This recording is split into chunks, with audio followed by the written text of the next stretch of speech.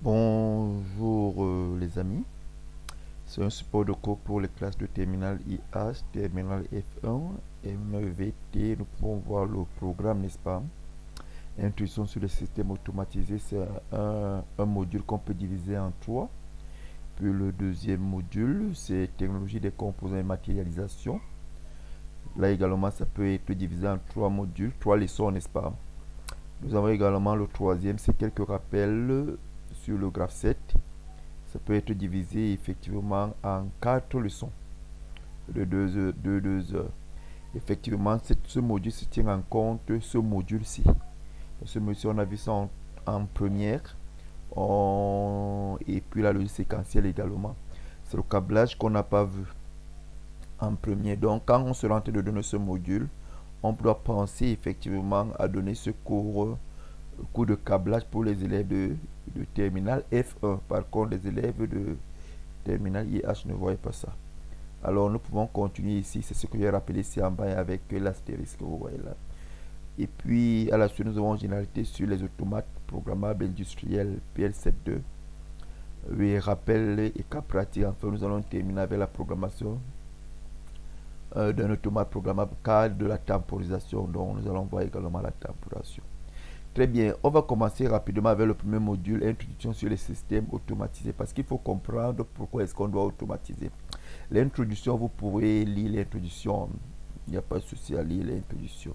Alors, c'est quoi l'automatisation? On va dire l'automatisation de la production consiste à transférer tout ou une partie des tâches de coordination auparavant exécutées par des opérateurs humains dans un ensemble d'objets techniques appelés parties commandes. C'est ça l'automatisation.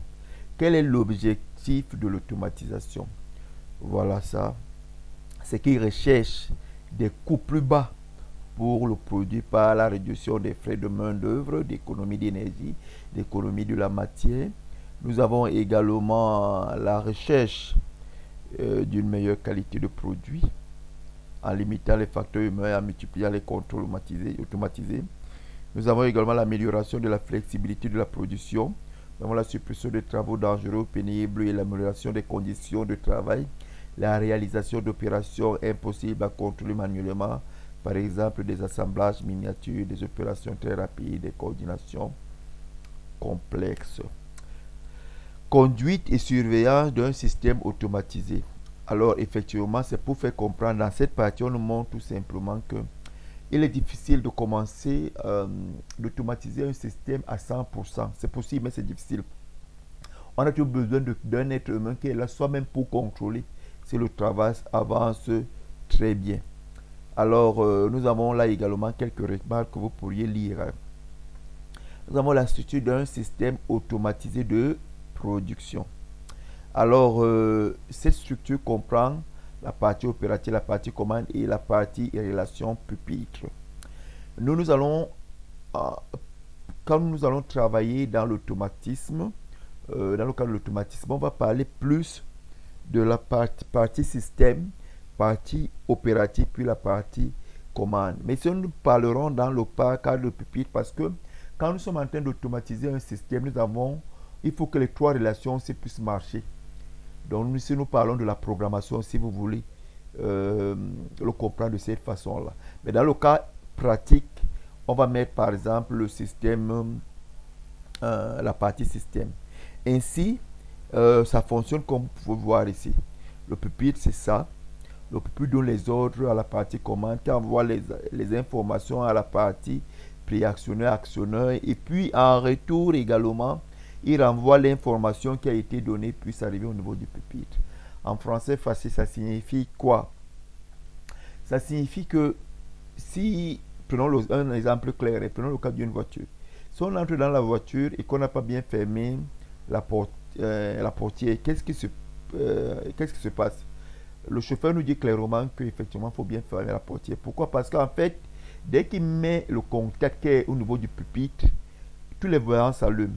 Et l'information quitte, ça arrive à la partie commande qui envoie les informations aux différents actionneurs ou préactionneurs, ou bien, s'il faut le dire d'une autre façon, aux différents capteurs.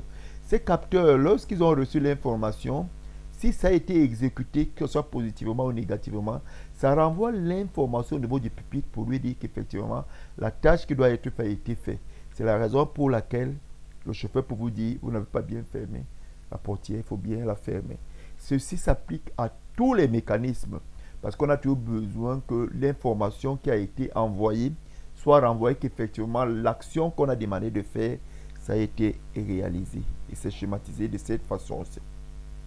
Alors nous allons continuer maintenant avec la description des différentes parties. Nous avons la partie opérative, nous avons parlé de ça. Et voilà comment elle se décrit et tout ce qui intervient. Nous avons la partie commande. Voilà comment est-ce que se décrit. Puis nous avons la partie relation au pupitre. Nous avons également les différents types de commandes et systèmes automatisés combinatoires. Le système automatisé combinatoire, on va le résumer. Il tient en compte ces deux points-ci. Un exemple, n'est-ce pas? On le résume avec ce schéma-ci que nous sommes en train de voir. Alors, vous voyez, quand les informations avancent, nous avons le bouton pour soit BP1, lorsqu'elle a été actionnée par exemple. Et là, nous avons les vérins. Et nous avons les différents capteurs. Nous avons le bouton pour soit BP2. Donc, c'est comme ceci que ça réagit. Et là, nous avons la détection, effectivement, des différents objets qui arrivent. Maintenant, nous allons parler d'un sujet très intéressant, une partie très intéressante. Il s'agit de la logique câblée. La logique câblée, on nous a enseigné ça par exemple en première, ou bien on enseigne ça en première. Et là, c'est ce qu'on appelle souvent le logigramme. Vous voyez un peu. Dans le graphe 7, qui ressort à la fin un logigramme. Vous voyez un peu. C'est ça. Maintenant, le problème avec le logigramme, c'est que comme on le fait souvent, ça a beaucoup de câbles. Et du coup, ça présente beaucoup d'inconvénients. Regardons par exemple quelques inconvénients de la logique câblée. Premièrement, il y a quoi? Leur encombrement sur le poids et le volume. Nous avons également leur manque de souplesse vis-à-vis de la mise au point des commandes et de l'évolution de celles-ci. Très bien, c'est-à-dire l'amélioration, nouvelles fonctions, modifications. Voilà, donc il faut modifier. Leur difficulté de maîtriser des problèmes complexes. La complexité de recherche des pannes et donc du dépannage.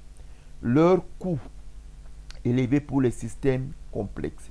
En fait, tout ce qu'on est en train de nous faire comprendre, c'est que imaginez qu'on a une maison où on doit faire passer les câbles parfois au mur, parfois les câbles visibles, ou bien